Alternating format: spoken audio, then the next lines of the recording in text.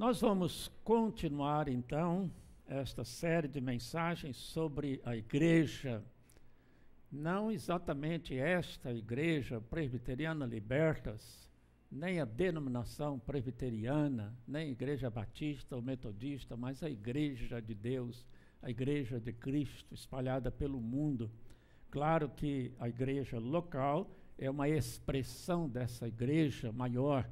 Nós até fazemos uma distinção, igreja visível e igreja invisível. Visível é aquela que se reúne num determinado lugar, obviamente, e a gente vê as pessoas. E a gente tem aí 100 pessoas, mas será que são todas elas salvas realmente? São realmente crentes no Senhor Jesus, com vida cristã? Só Deus sabe. E nós não podemos julgar ninguém. Ao redor do mundo existem milhares, se não milhões de pessoas que se dizem cristãs. Muitas vezes nominalmente. Algumas nem vão à igreja, nem oram, nem leem a Bíblia, não têm uma vida de cristãos e, todavia, no IBGE, ou em outros países, em outros institutos, elas se identificam como cristãs. Só Deus conhece o coração das pessoas. Então, qual é a verdadeira igreja? É aquela que, na mente de Deus, é verdadeiramente cristã. As pessoas sinceras, que se arrependeram do seu pecado, que creram em Jesus Cristo como seu Salvador, e ainda que não sejam perfeitas, vivem a fé cristã, vivem aquilo em que dizem crer. Só Deus conhece, e essas pessoas estão espalhadas pelo mundo, e nós não sabemos. Então Deus sabe, e esta é a igreja que nós dizemos ser invisível para nós, mas é visível para Deus. Essa verdadeira igreja, os verdadeiros cristãos, podem se alegrar com essas declarações bíblicas, ou seja, que eles são povo de Deus. No texto que já examinamos, que é base para esta série, 1 Pedro capítulo 2, versos 9 e 10, o apóstolo diz: vós sois, escrevendo às igrejas, vós sois raça eleita, povo de propriedade exclusiva de Deus, a fim de proclamardes as obras, as virtudes daquele que vos chamou das trevas para a sua maravilhosa luz. Vós sim que antes não alcançastes misericórdia, mas agora alcançastes misericórdia. Então, isto é uma descrição de igreja, é um povo de Deus, uma nação santa. Não significa perfeita, significa separada, pertencente a Deus. Por isso dizemos com ênfase, a igreja é o povo de Deus. E já comentamos que às vezes nós falamos, o povo de Deus. Mas será, irmãos, que nós assimilamos a profundidade e o privilégio disto? Nós reconhecemos que somos povo de Deus e procuramos viver como tal. Povo de Deus precisa ser diferente dos outros povos. Nós não tínhamos alcançado misericórdia, a graça perdoadora de Deus, mas agora, escreveu o apóstolo, nós alcançamos essa misericórdia. Deus nos fez ouvir a pregação do Evangelho. O Espírito Santo sensibilizou o nosso coração, levou-nos ao arrependimento, e nos encheu de fé, de coragem, para crer em Jesus Cristo e no significado da sua morte na cruz, fazendo expiação pelos nossos pecados. Nós nos sabemos perdoados e amados por Deus. E por isso, em gratidão, nós procuramos viver de uma forma a agradar ao nosso Deus, fazendo a sua vontade, que, aliás, é o melhor para a nossa vida. Na sequência, nós vamos ver algumas coisas sobre dons espirituais e ministérios na igreja. Como citei há pouco, as palavras do apóstolo Pedro, nós fomos feitos povo de Deus, alcançamos misericórdia para proclamar as virtudes daquele que nos chamou das trevas para a sua maravilhosa luz. Então nós temos uma missão, não é só para sermos abençoados por Deus, ou para termos certeza de que morrendo vamos para o céu. Isso está incluído, mas é mais do que isso. Nós temos uma missão: sair e proclamar esta mensagem às outras pessoas.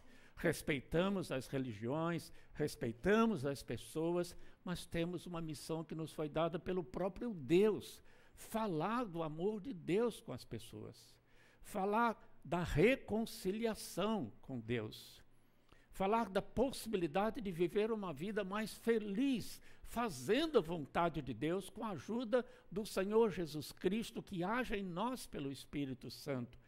Para fazer isso, Deus nos capacita com os chamados dons espirituais.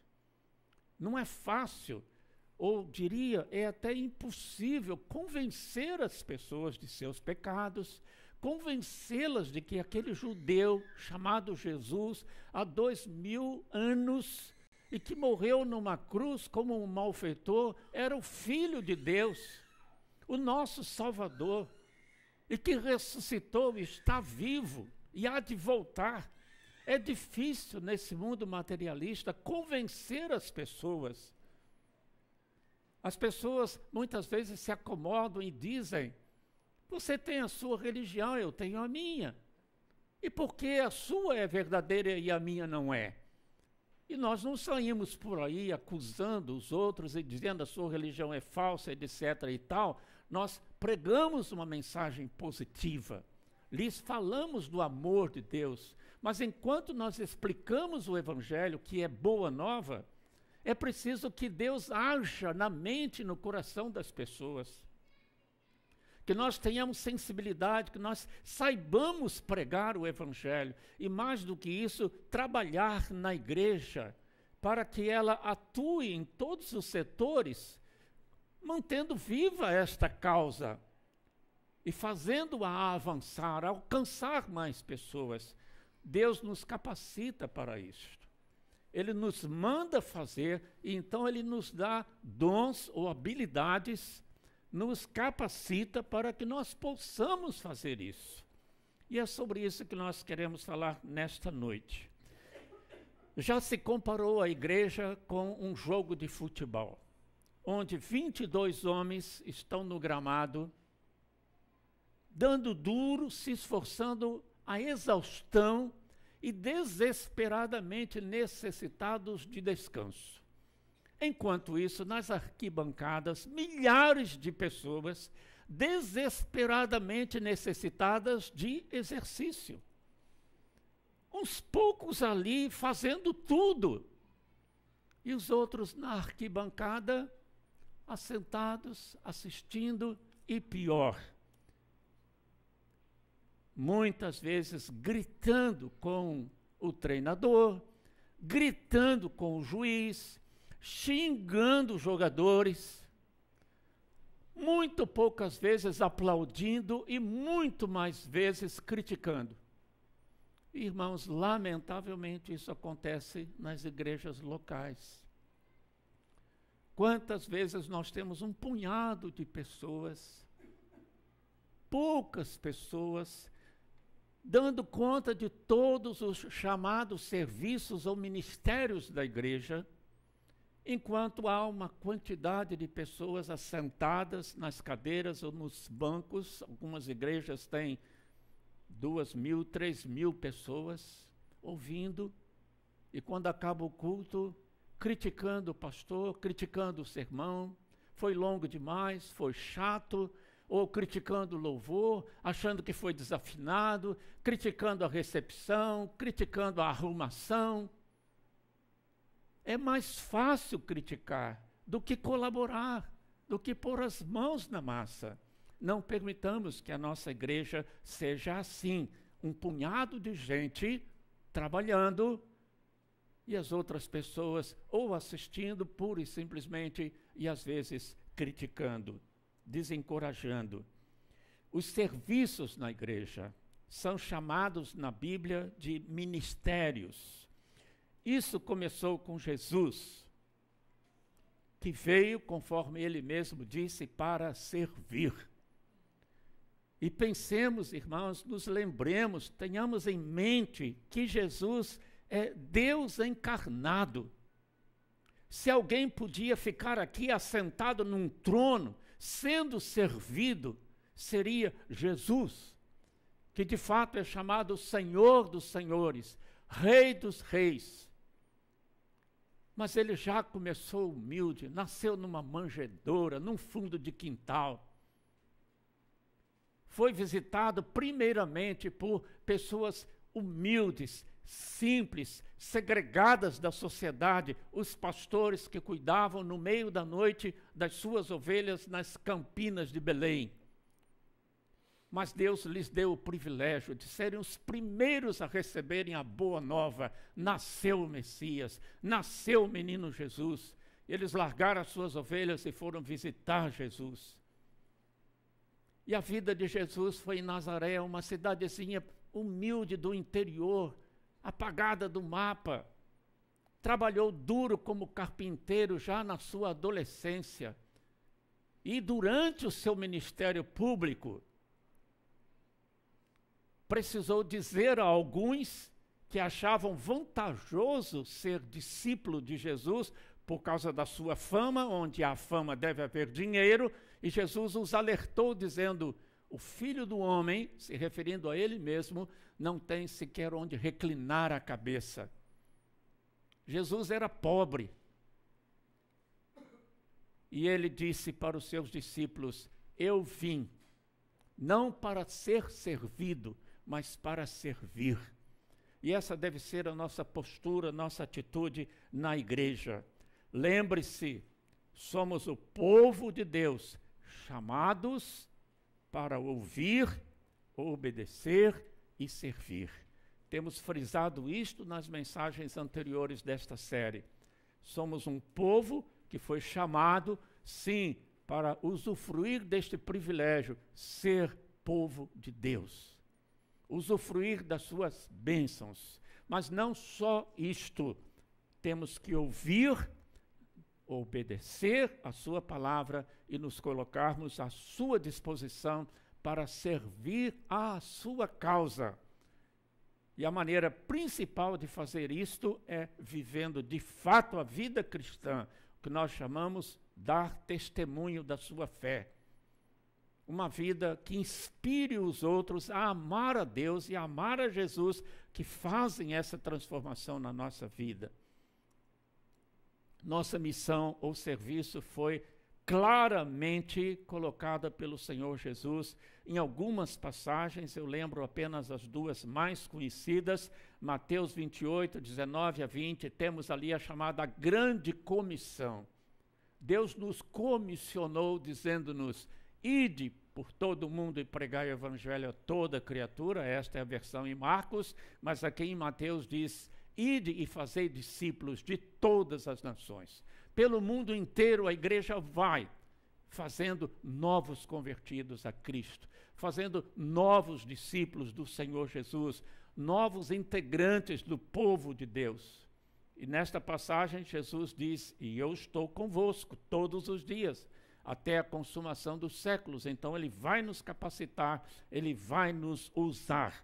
E como, em Atos 1:8, o mesmo Jesus, momentos antes da sua ascensão aos céus, depois da ressurreição, disse: aguardem em Jerusalém, e vocês serão batizados pelo Espírito Santo no tempo aprazado por Deus, e então vocês serão minhas testemunhas.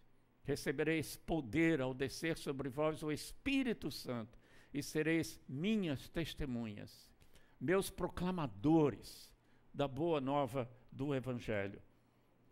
O ministério cristão, então, é todo e qualquer esforço que fazemos para proclamar o Evangelho ao mundo e fortalecer a fé dos que creem, ajudando-os também, na medida do possível, em suas necessidades, sejam elas emocionais, espirituais ou materiais. falando de ministério, vamos estabelecer duas dimensões do ministério cristão, do serviço da igreja no mundo. Inicialmente, a igreja tem o ministério da edificação, que é o ministério voltado para dentro da igreja.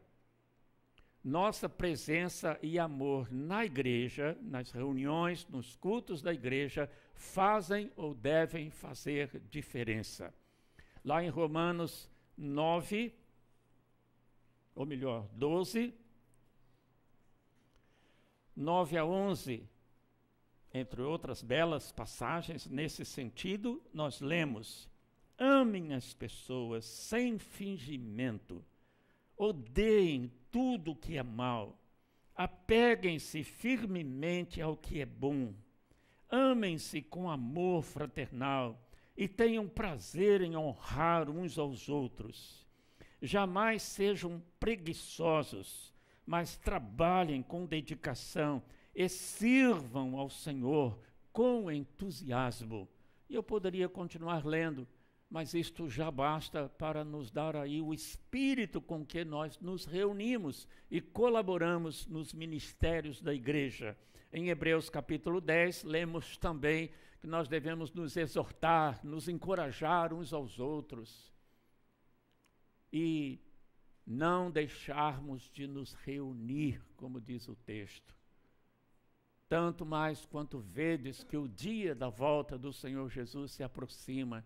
Então não temos muito tempo, temos que aproveitar esta oportunidade. Nós nos reunimos para cuidar de nós mesmos espiritualmente, nos encorajarmos uns aos outros, estudarmos a Bíblia, nos munirmos de conhecimento bíblico, de amor de Deus para proclamar lá fora a mensagem do Evangelho. Então, essa é a outra dimensão do ministério cristão, é a evangelização, é o ministério voltado para fora da igreja. Nossa presença e testemunho no mundo fazem ou devem fazer uma grande diferença. Basta lembrar o que Jesus disse no Sermão da Montanha, em Mateus 5, 14 a 16, vós sois sal da terra, vós sois a luz do mundo. Brilhe a vossa luz diante dos homens, para que vejam as vossas boas obras e glorifiquem ao vosso Pai que está nos céus. A Bíblia usa uma palavra muito específica na língua grega quando fala de ministério cristão, que é a palavra diaconia. Daí que nós temos diaconia em português, que é o serviço diaconal. Nós temos os diáconos, cujo ministério é voltado especificamente para os serviços da igreja, tanto dentro como fora do templo. Então, diaconia é serviço, mas é trabalho comum. Pôr a mão na massa, ajudar, fazer acontecer. Em todos os setores da máquina que faz funcionar uma igreja. A limpeza, a arrumação, a recepção, a pregação, o louvor, a visitação, tudo está envolvido, é serviço, é trabalho para o Senhor Jesus Cristo. Não tem nada a ver, irmãos, com a importância e posição. Infelizmente, a igreja, com o passar dos séculos, começou a fazer uma distinção entre clero e leigos. Clero, sacerdotes, pastores, a liderança da igreja, geralmente identificados com uma toga, com estolas de cor, em alguns contextos aí religiosos e cristãos no mundo, com chapéus típicos de sacerdotes, enfim, ornamentos, às vezes até com uma cruz no peito, tudo para identificar o clero. O leigo é o membro, entre aspas, comum da igreja. A Bíblia não faz esta distinção, irmãos. O apóstolo Paulo, o apóstolo Pedro, os demais apóstolos se misturavam com o povo, se vestiam igual a todos. O próprio Jesus, Filho de Deus, se vestia simplesmente e pobremente. identificando-se com as pessoas. Não tinha uma roupagem toda especial que o destacasse. Os nossos filmes geralmente apresentam Jesus numa roupa branca, ao passo que os outros todos estão com aquela roupa meio caque, meio bege, meio marrom, meio encardida. É uma forma de mostrar, criar um cenário, destacar a história de Jesus, porque o filme é sobre Jesus. Mas nós não temos evidências bíblicas de que a roupagem de Jesus o destacava. Suas palavras, sim. Sua vida santa e sem pecado, sim. Mas, quanto ao mais, não havia essa distinção clero e leigos, atribuindo uma importância especial a pastores, presbíteros e diáconos. Ministro, geralmente se fala ministro do Evangelho, apóstolo, bispo, pastor, presbítero, diácono, não são títulos honrosos. Às vezes, quando eu conduzo uma ordenação de presbítero, ou que seja, de diácono, para combater essa ideia de uma promoção na igreja, uma honra, eu digo, olha, você não está sendo honrado ao ser eleito pela igreja como presbítero, ou ordenação de pastor, como pastor da igreja, você está sendo humilhado. Por quê? Porque foi chamado para servir a todos os demais. A igreja o fez servo da própria igreja. Entendeu aí, presbítero? Entendeu aí? Somos servos.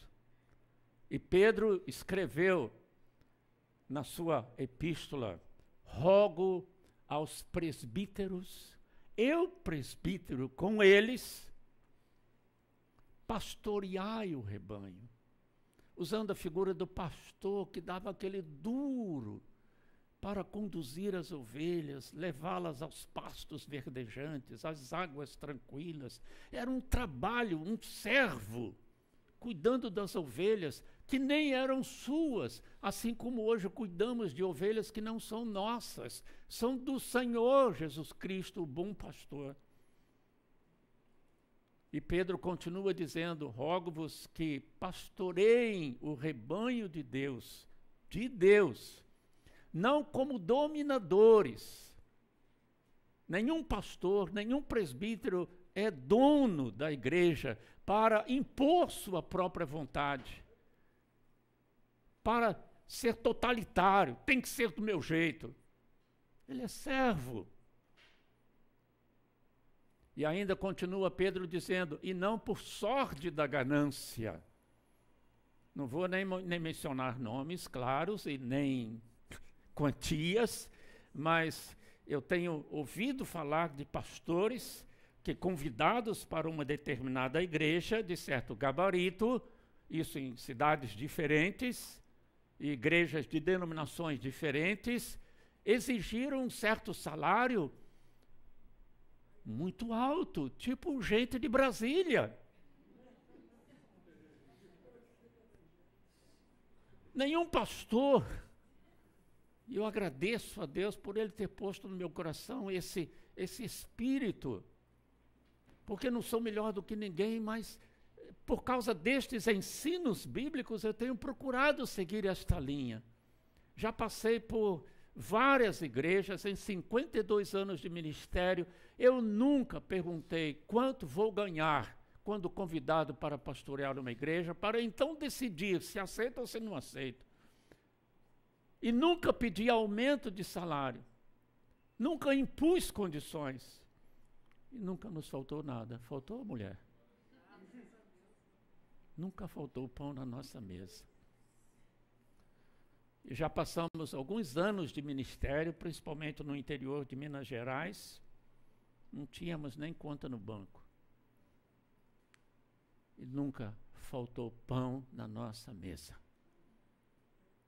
Isso me faz lembrar, desviando um pouquinho e sem querer me alongar demais, que conheci cedo o pastor Jaime Kemp, fundador dos Vencedores por Cristo, e ele estava chegando ao Brasil, a primeira igreja que a equipe Vencedores por Cristo, a primeira igreja, ou melhor, a primeira equipe, a primeira igreja que eles visitaram foi a igreja que eu estava pastoreando em Viçosa na época, 1964, 65, já faz, não é? E o Jaime Kemp fez amizade conosco e às vezes, alguns anos mais à frente, inclusive quando eu já estava em Carangola, Minas, ele passando de São Paulo com a equipe de Vencedores por Cristo a caminho da Bahia ou do Nordeste, então Carangola ficava a 30 quilômetros da Rio, Bahia, ele se lembrava, o Weber e a Márcia moram aqui, eu olhava no relógio, gente, 11 horas, para a gente chegar na Bahia, vamos dar uma pausa, vamos descansar. Entrava na estradinha que ia para Carangola, batia na nossa porta, lá pela 1 da madrugada, com 22 jovens famintos e exaustos, para dormir e comer. Foi várias vezes. E dormiam por todo lado, sacos de dormir. E numa destas ocasiões, lembrando a história de Eliseu com a viúva de Sarepta, que só tinha um punhado de farinha e um punhado de azeite, na história bíblica, e nós só tínhamos um pé de abacate no quintal, carregado de abacate maduro, e um pouco de leite na geladeira. E nós dissemos, olha, tudo que nós temos é abacate e leite. Foram todos para o quintal, aquela hora da madrugada, pegar abacate, amassar no leite. Quando foram dormir, estavam verdes como Hulk.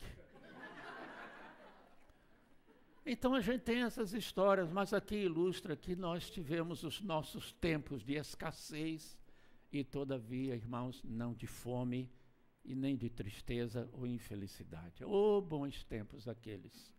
Não que os atuais também não sejam bons.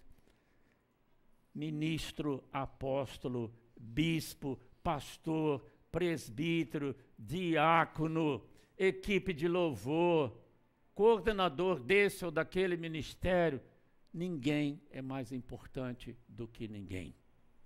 Somos todos servos do Senhor Jesus Cristo, que é o título preferido do apóstolo Paulo. Continuando sobre ministério, o apóstolo Paulo fundou várias igrejas, algumas procedendo de forma mais santa, mais pura, boas igrejas, e outras mais problemáticas. Talvez a mais problemática de todas tenha sido a igreja de Corinto, uma cidade muito culta, sede dos filósofos gregos da época. O fato é que havia nessa igreja muita vaidade, muita ambição e muita competição. Os membros da igreja, quem sabe mais a liderança, procurava superar uns aos outros em manifestações de pseudo-espiritualidade, inclusive com o chamado dom de línguas, e Paulo teve que tratar desse assunto diretamente na sua carta aos Coríntios. Paulo escreveu-lhes então sobre os dons espirituais e os ministérios na igreja. E é isso que eu quero mostrar agora a vocês, lendo nesta versão. Repito o que disse antes, é melhor que vocês acompanhem a leitura.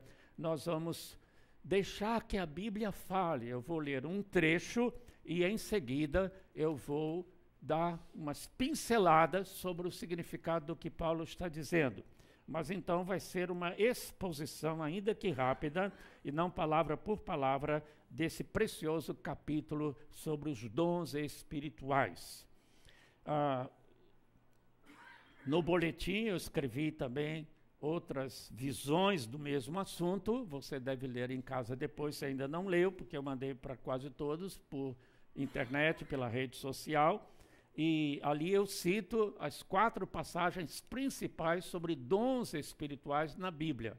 A mais extensa, a mais completa, preciosa, é a de Romanos, capítulo 12. O capítulo 13 é o famoso capítulo sobre o amor, mostrando que os dons não funcionarão adequadamente sem muito amor, e o amor, afinal, é o dom principal. E depois, no capítulo 14, é que ele trata mais especificamente do problema na igreja de Corinto com o chamado dom de línguas. Não é o nosso assunto nesta noite, então não vou entrar em detalhes a respeito disso, fica para uma outra ocasião. Falando de dons de modo geral e falando de ministérios, então nós vamos examinar trecho por trecho este capítulo 12 de Paulo aos Coríntios. Eu estou aqui em Romanos 12, que também fala de dons, agora estou em Coríntios. Dons espirituais é o título aqui na minha Bíblia, então versículos 1 a 3, ouça com atenção. Agora, irmãos, quanto à sua pergunta sobre os dons espirituais, não quero que continuem confusos. Uma outra versão diz, não quero que sejam ignorantes com respeito a este assunto. O que é que Deus revelou sobre isso? O que é, dizíamos nós hoje, que a Bíblia nos ensina. Não quero, irmãos, que vocês fiquem confusos a respeito disso. Vocês sabem que, quando ainda eram pagãos, foram conduzidos pelo caminho errado e levados a adorar ídolos mudos. Por isso, quero que compreendam que ninguém que fala pelo Espírito de Deus amaldiçoa Jesus. E ninguém pode dizer que Jesus é Senhor a não ser pelo Espírito Santo. O que isso tem a ver com dons espirituais?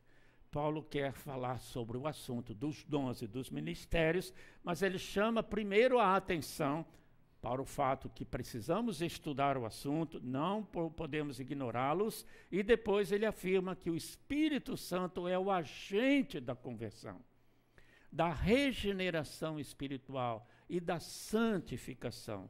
E ninguém confessa que Jesus Cristo é Senhor se não for inspirado, transformado, convencido pelo Espírito Santo.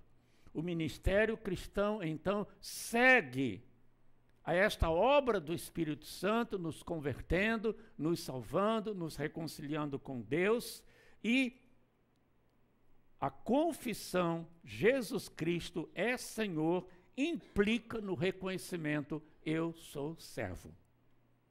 Ninguém pode dizer que Jesus é o Senhor, com todo o peso que a Bíblia dá a essa palavra.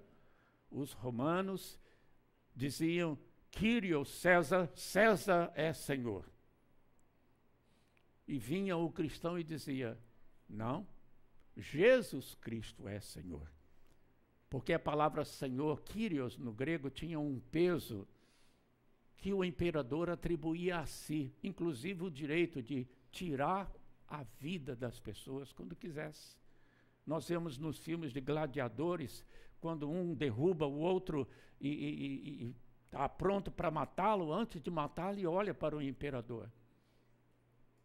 Mesmo a multidão inteira fazendo assim, quer dizer, não o mate. Se o imperador fizer isso, o gladiador tem que matar o outro. Então esse era senhor no Império Romano. Uma autoridade absoluta. Mas o cristão dizia, eu respeito a autoridade civil, mas o Senhor da minha vida é Cristo. Só o Espírito Santo, irmãos, nos leva no processo de regeneração, de conversão, de fé, a reconhecermos que Jesus Cristo é o Senhor da nossa vida. Ou seja, o dono. E se Ele é o Senhor, nós somos escravos, nós somos servos, para fazer a vontade do nosso Senhor e servi-lo. É um privilégio? É um privilégio. Quem quer outro Senhor? Ou é Jesus, ou é Satanás, ou é o mundo com a sua filosofia ímpia, egoísta, materialista, ou é a nossa própria natureza pecaminosa. Eu sou dono do meu nariz, eu faço o que eu quero, mas o que você quer é pecaminoso. destrói a sua vida muitas vezes. Então, o mais sábio é: eu me rendo ao senhorio do Senhor Jesus Cristo. O que implica, eu vou servir ao Senhor. O meu trabalho profissional é uma dádiva de Deus, eu agradeço, você poderia dizer, mas na verdade eu estou no mundo, não é para trabalhar como engenheiro, nem num certo balcão, nem como um empresário, nem como um político. Estas coisas todas são contingenciais, necessárias para a subsistência, mas a minha razão de estar vivo como cristão é servir à causa do Senhor Jesus Cristo, é reconciliar o mundo com Deus. Então nós somos servos do Senhor Jesus. Dito isto, Paulo continua agora falando sobre os dons. 4-6. Existem tipos diferentes de dons espirituais, mas o mesmo Espírito é a fonte de todos eles. Existem tipos diferentes de serviço, outra Bíblia fala ministério, que é a mesma coisa, mas o Senhor a quem servimos é o mesmo. Deus trabalha de maneiras diferentes, mas é o mesmo Deus quem opera em todos. Como eu disse ontem na classe de integração, aqui com os candidatos que estão fazendo o estudo bíblico, aqui está presente a Trindade. É o Espírito quem distribui os dons. E com os dons, nós servimos a Jesus, o Filho. E, todavia, todo esse empreendimento é Deus quem controla, é Deus quem faz acontecer. Destes versículos nós destacamos, em resumo, há diversos dons e diferentes serviços ou ministérios na igreja. Na variedade há unidade, vários serviços, mas tudo girando em torno de uma mesma causa. O mesmo Espírito distribui os dons, o mesmo Senhor é servido, o mesmo Deus opera tudo em todos. Então, não pode haver competição, não pode haver, meu trabalho é mais importante do que o seu. Ainda que não o digamos, mas quantas vezes interiormente nós temos esta vaidade, esta presunção. Eu sou pastor, mas eu já fui zelador por 3 anos da igreja do meu pai quando adolescente. Eu tinha ganhado um violino. E com o primeiro salário de zelador, eu comprei o estojo para o violino. Case. Na época não era casado, então eu falava estojo, né? Mas agora eu já sei. Fui zelador. Eu era filho do pastor. E qual é o problema? Posteriormente, como pastor, inúmeras vezes, nós limpamos banheiro de igreja. Qual o problema? Os nossos acampamentos na Igreja Presbiteriana das Graças em Recife, uma igreja grande, que eu pastoreei durante 13 anos e meio, eram na praia e era acampamento, não eram esses acampamentos, entre aspas, que hoje nós fazemos em hotéis, 5 estrelas, em Santo Agostinho e etc. Não. Era em barraca de praia, na areia. E eu fui com o regente do coral, um coreano, um dia antes, para armar várias barracas para as ovelhas e para cavar uma fossa que funcionava com cal, eu ia dizer gesso, mas não é cal, cercada de esteira, ficamos traves altas e colocamos uma caixa d'água, furamos o solo para buscar água no subsolo com uma bomba, era nosso acampamento. A gente construía aquilo tudo. Estava eu ali, eu lembro perfeitamente, deitado na areia, enfiando o braço máximo que eu conseguia para cavar aquele buraco bem fundo para servir de fossa no nosso acampamento. Qual o problema? No dia seguinte eu estava lá na frente pregando a palavra de Deus. Um trabalho é menos importante do que o outro. Um torna possível a reunião e o outro torna possível a instrução, a edificação espiritual. Estamos na causa do Senhor Jesus. É Deus quem faz todas estas coisas através de nós. Versículo 7. A cada um de nós é concedida a manifestação do Espírito para benefício de todos. Os dons são manifestações do Espírito. Qualquer que seja a sua habilidade, que você deve usar no serviço global da igreja, ela é uma manifestação do Espírito Santo de Deus que habita em você. Como é que esse trabalho pode ser menos importante que o outro, que também é a manifestação do Espírito Santo? Os irmãos que vêm aqui na frente cantar estão manifestando a presença do Espírito Santo ao exercer esse ministério.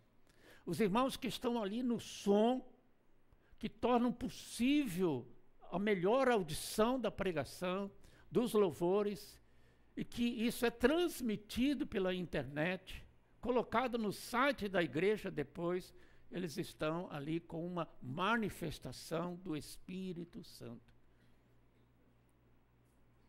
A nossa secretária, que trabalha aqui durante a semana, ou administradora, não sei qual título você prefere, não significa absolutamente nada, é o trabalho que você faz para o Senhor Jesus, de coração, que importa. O nosso irmão ali é tesoureiro. Quando lida com aquelas contas, e como isso é complicado, responsável, difícil, é uma manifestação do Espírito Santo. É a Bíblia que está nos dizendo isso, irmãos. Qualquer que seja o nosso trabalho aqui, é uma manifestação do Espírito Santo que habita em nós. Essa presença divina nos capacita para um serviço na igreja, através da igreja quando é lá fora, no mundo. Os dons são dados, diz ainda o texto, a cada um. Então, por favor, não venha a mim ou a algum presbítero dizer, eu não tenho dom, eu não sei fazer nada, porque não é verdade. Porque se você disser isso, eu vou lhe dizer uma outra coisa. Venha sábado para o estudo de evangelismo e discipulado, de preparação para crer em Jesus e fazer a sua pública profissão de fé. Nós vamos evangelizá-lo. Porque você ainda não é cristão no sentido bíblico do termo, se você não tem dom. Porque o que a Bíblia está dizendo é que Deus, na sua justiça, no seu equilíbrio, Ele distribui os dons a cada um. Então não há crente sem um dom espiritual. Os dons são dados para o benefício de todos.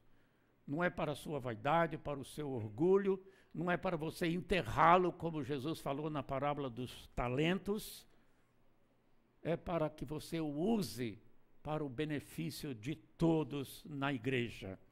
E outra versão, a revista é atualizada, diz, visando a um fim proveitoso. Estamos entendidos? Continuando, mais um trecho de 1 Coríntios 12, agora 8 a 11.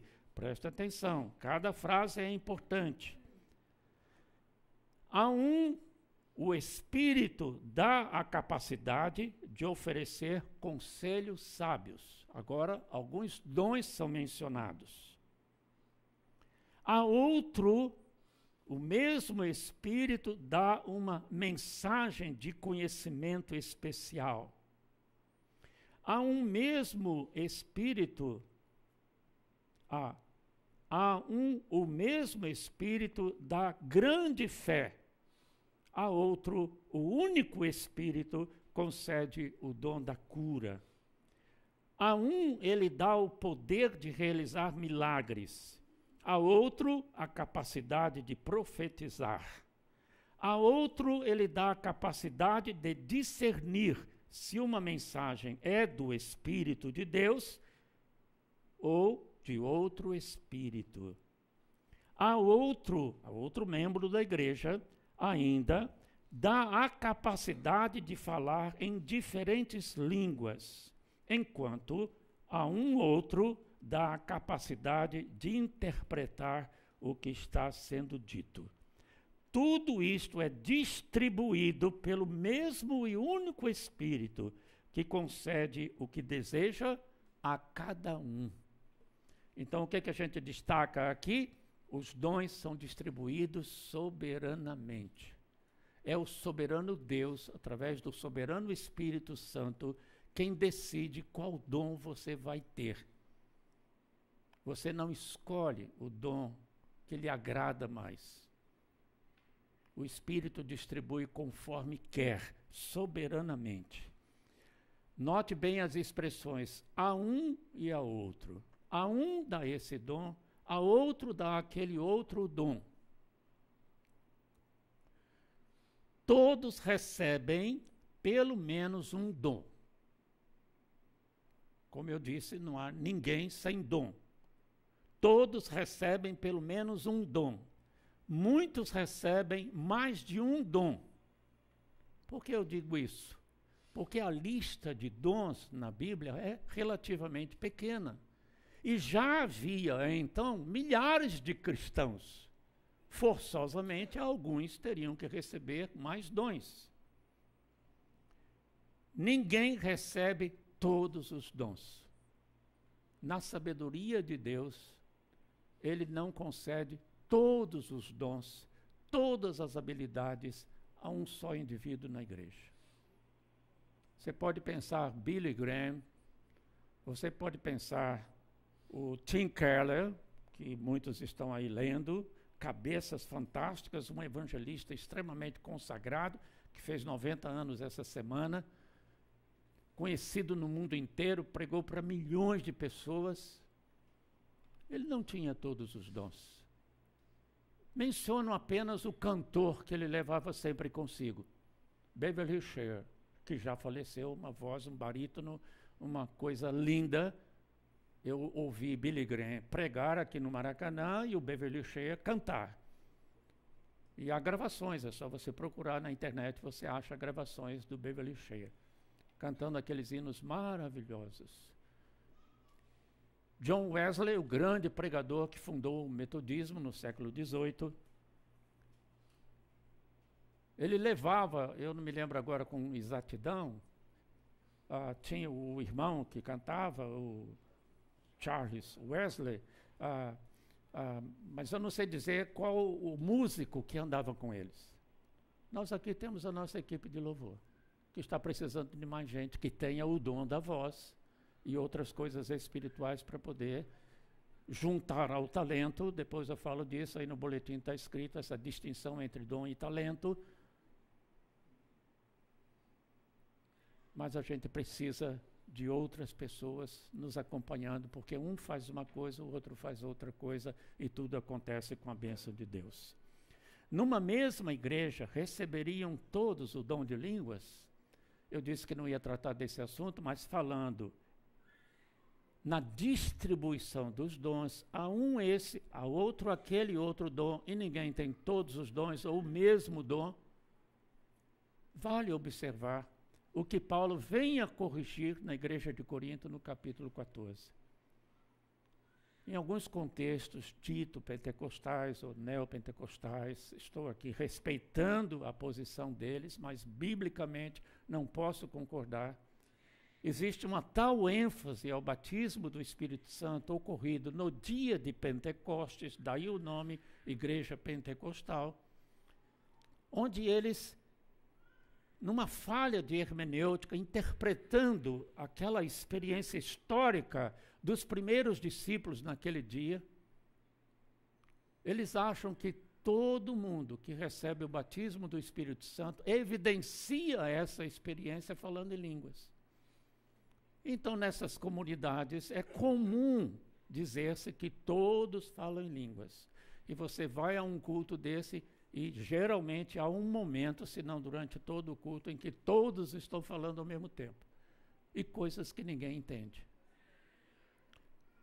Não vou explicar nem corrigir 1 Coríntios capítulo 14. Assunto para outra mensagem. Mas por aqui você já vê que se o Espírito distribui conforme lhe apraz, porque numa mesma igreja o Espírito vai dar esse específico dom de línguas a todos. E por que não dá o dom de ensino a todos? Mas só o dom de línguas. Então não é assim que funciona. Não escolhemos os nossos dons. No final deste capítulo 30, 31, só para depois você ler e ficar, o pastor não falou disso. Como é que ele explicaria isso? Então, nesta passagem, sem ler, só mencionando o que aí está escrito, o Paulo diz: buscai com zelo os melhores dons. Mas se a gente não escolhe, como é que vai buscar os melhores dons? Significa somente que, na comunidade, você vai procurar saber, vai buscar quem tem aqueles dons que, na circunstância atual da igreja, podem ser mais úteis à comunidade. Quais são os dons mais necessários? Quais os melhores dons para o estilo de ministério da Igreja Presbiteriana Libertas? De que é que nós estamos precisando mais agora? Quem tem aí voz para cantar? Quem tem aí, pela experiência, pelo clamor do seu coração, o desejo de ministrar a palavra pela música? Porque talento é capacidade para cantar. Isso não precisa ser crente. Mas cantar de modo a promover uma edificação espiritual é dom. É dom de ensino, é dom de exortação, é dom de encorajamento, através da voz cantada. Quem aí tem certos dons, habilidades para lidar com equipamento de som, filmagem? Tem gente que tem uma inclinação, um gosto especial para isso. A igreja está precisando. Quem tem a capacidade de ensinar numa linguagem simples ao alcance das crianças? Estamos precisando. E por aí vai. Está entendendo em que sentido nós buscamos os melhores dons? 12 a 13. E não estou longe de terminar. O corpo humano tem muitas partes, mas elas formam um só corpo. O mesmo acontece em relação a Cristo. Nós já vimos, no domingo passado, as figuras que o apóstolo Paulo usa para descrever a igreja. A preferida dele é comparar a igreja com o corpo humano, e é o que ele está fazendo aqui. O corpo humano tem muitas partes, mas elas formam um só corpo. O mesmo acontece com relação a Cristo, quer dizer, o povo de Cristo, a igreja de Cristo, as coisas relacionadas com Cristo. Alguns de nós são judeus, alguns são gentios, alguns são escravos e alguns são livres, mas todos nós fomos batizados em um corpo pelo Espírito Santo. Fomos tornados, em outras palavras, povo de Deus, membros da igreja. E todos recebemos o privilégio de beber do mesmo Espírito, ou seja, dessa fonte espiritual. Notem bem, um só corpo, um só privilégio, sem distinção de raças ou status social, nem judeu, nem grego, nem escravo, nem livre. Somos um só corpo, unidade da igreja, amor entre nós, consciência de ser um povo. O mesmo Espírito nos regenerou e nos fez membros do corpo, com privilégios e responsabilidades iguais. Quase terminando, 14 a 22, diz mais: de fato, o corpo não é feito de uma só parte, obviamente, todos sabemos, mas de muitas partes diferentes.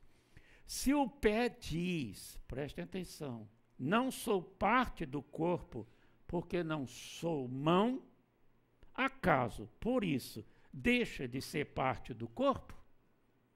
E se a orelha diz, não sou parte do corpo, porque não sou olho, será que, por isso, deixa de ser parte do corpo? Se o corpo todo fosse olho, como vocês ouviriam? E que olhão, não é? E se o corpo todo fosse orelha, como sentiriam o cheiro de algo? Mas nosso corpo tem muitas partes e Deus colocou cada uma delas onde quis, que é uma outra forma de dizer que o Espírito distribui os dons como quer. O corpo deixaria de ser corpo se tivesse apenas uma parte. Assim, há muitas partes, mas um só corpo. O olho não pode dizer à mão, não preciso de você. E a cabeça não pode dizer aos pés, não preciso de vocês. Ao contrário, algumas partes do corpo que parecem mais fracas são as mais necessárias. E ele continua com esse argumento, resumindo aqui, o corpo tem muitas partes, todas elas são necessárias. A igreja tem muitos membros, cada um com uma habilidade diferente, todos são necessários. Não há lugar para complexo de inferioridade, ou seja, ninguém pode dizer, eu não sou como fulano, eu não sei fazer o que ele faz. É a mão dizendo, eu não sou o olho, que utilidade eu tenho? Não se pode dizer uma coisa dessa, é argumento de Paulo. Por outro lado, também não pode haver o complexo de superioridade. Eu sou mão. Quem precisa dos pés? Eu sou pastor. Quem precisa de gente cantando aqui na frente? Que absurdo, irmãos. Eu sou da equipe de louvor. Quem precisa do pastor pregando? Vamos cantar o culto inteiro.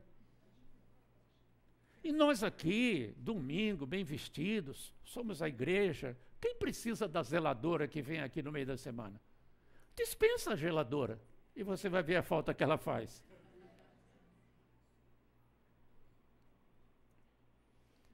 O que acontece quando um membro deixa de cumprir a sua função? Se todos são necessários, alguma coisa danosa vai acontecer se alguém se omite. Já teve um braço engessado? Então você sabe a falta que o braço faz. Que seja um dedinho. Você sabe a falta que faz. Já teve insuficiência renal? Algo mais grave que engessar o braço ou um dedo? Dona Márcia que o diga. Sabe o que acontece quando há a famosa falência múltipla de órgãos? É o que acontece com a igreja quando há uma falência de cooperação dos membros nos ministérios da igreja. A igreja morre. Morreu de quê? Falência múltipla de membros, de órgãos. Acontece na igreja, infelizmente. Como descobrir seus dons e engajar-se num ministério? Em conclusão, um pouco mais prática, e reconheço, irmãos, muito superficial. Existem livros de cursos de testes de dons, e nós já fizemos isso na Igreja Luz do Mundo, aqui em Laranjeiras, no Rio, semanas estudando um livro sobre como descobrir seus dons e talentos e usá-los na causa de Cristo. Mas aqui uma ideia para depois a gente continuar pensando. A distinção, que aí no boletim também aparece com outras palavras, entre talentos naturais e dons espirituais. Talentos naturais são habilidades potenciais que as pessoas têm desde o nascimento, independentemente de serem crentes ou não. É a graça abrangente, geral de Deus. Eu conheço e gosto demais de violino, e concertos de violino, e a gente vê alguns pirralhinhos desse tamanhozinho, tocando concertos de Handel, de Mendelssohn, de Mozart, e o próprio Mozart deu concerto com 4 anos de idade. Não são crentes. O Mozart tinha uma vida muito devassa e morreu cedo. E quem deu a ele essa habilidade? Não é o Criador? Você conhece excelentes oradores, excelentes professores que não são cristãos? Você diz, não, se ele não é crente, eu não vou ser aluno dele. Não. E ele está ensinando tão maravilhosamente porque Deus o capacitou. Quer ele reconheça, quer não.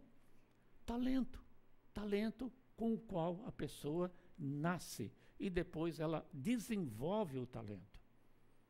Alcançam resultados espirituais quando associados a um ou mais dons e são consagrados ao Senhor. Então, uma pessoa pode ser um excelente orador. Ele vai instruir, ele vai empolgar as massas, ele vai, quem sabe, disseminar opiniões, é um formador de opinião, certa ou errada, mas ele vai. Mas ele não converte ninguém. Ele não edifica ninguém espiritualmente. Ele não transforma a vida moral das pessoas no sentido espiritual e cristão e evangélico. É preciso associar à retórica, talento, o dom do ensino, que é dado, vamos ver agora, os dons espirituais são habilidades concedidas pelo Espírito Santo aos crentes. Não estou usando o termo no sentido denominacional, evangélico, estou falando cristãos, os que creem em Jesus Cristo. O Espírito Santo concede estas habilidades aos crentes para exercício do ministério cristão na igreja e através da igreja no mundo. Alguns dons, senão todos eles, alcançam resultados físicos e materiais também, porque servem e abençoam as pessoas em todos os níveis. O que você pode fazer? Certifique-se de que é um convertido e, como tal, um templo do Espírito Santo, o que envolve zelo espiritual e bom testemunho. Não vai funcionar se você chegar na igreja, eu gosto de cantar. Primeiro precisa saber se os outros gostam de ouvir você cantar. Eu quero pregar. Precisa saber se você tem a capacidade de estudar, de preparar, de interpretar a Bíblia, ensinar a Bíblia, e se os outros gostam de ouvi-lo. Certifique-se de que é convertido antes de se dispor a fazer algum serviço para Deus na igreja. E se, além de convertido, tem um bom testemunho, zelo espiritual e bom testemunho, porque nós estamos servindo a causa do Senhor Jesus Cristo. Estude os textos bíblicos e pesquise sobre o assunto dons espirituais. Alguma orientação está aí no boletim sobre as passagens bíblicas que tratam deste assunto. Ore pedindo discernimento para descobrir em que atividade você é mais habilidoso, falando de talento, e em que ministério você pode ser mais eficiente e útil, falando de dons espirituais. E experimente. Na nossa busca, nós vamos experimentar. Eu vou experimentar a mesa de som, a transmissão ao vivo. Eu gosto de mexer com essas coisas. Vamos ver se dá certo. E se você ama o que você faz. Você é simpático, comunicativo, recepção. Então você vai trabalhar na recepção, receber as pessoas que chegam com aquele calor humano brasileiro, dar as boas-vindas, amar essas pessoas. Eu gosto de aconselhar, tenho o dom da exortação, de encorajar as pessoas, eu tenho a alma sensível, uma empatia com aqueles que sofrem. Pastor, me dá a relação dos membros da igreja. Eu quero fazer um programa de visitação. Quais estão ausentes? Quais estão desanimados? Quais estão doentes? Eu vou fazer-lhes uma visita. Como nós precisamos disso? E talvez as pessoas aqui não vão ver. A gente vê o que o rim faz, mas tira o rim e vê o que acontece. Então algumas pessoas vão trabalhar na surdina, mas a gente vai ver o resultado maravilhoso desse trabalho. Experimente. O que não pode é ficar na arquibancada criticando, jogando pedra, xingando, reclamando, botando defeito, como é a figura inicial. Agora, seja humilde o bastante para buscar e acatar a opinião dos irmãos a respeito do seu trabalho, do seu ministério. Não basta gostar de fazer algo e querer fazer. Então, isso é um exercício de orar, de buscar, eu gosto de fazer isso, e Deus, será que é isso que queres que eu faça na igreja? E se ofereça, se disponha, diga como o profeta Isaías, eis-me aqui, envia-me a mim. Nunca almeje posições, status, reconhecimento. Paulo escreveu que se alguém almeja ser presbítero, excelente obra almeja. Então, como é que eu estou dizendo isso? Porque quando Paulo diz isso, ele não está dizendo que o indivíduo almeja ser presbítero para alcançar um status na igreja, uma posição. E eu já disse que é humilhação. Ele almeja servir como presbítero, pastorear o rebanho. Inclina-se a fazer isso.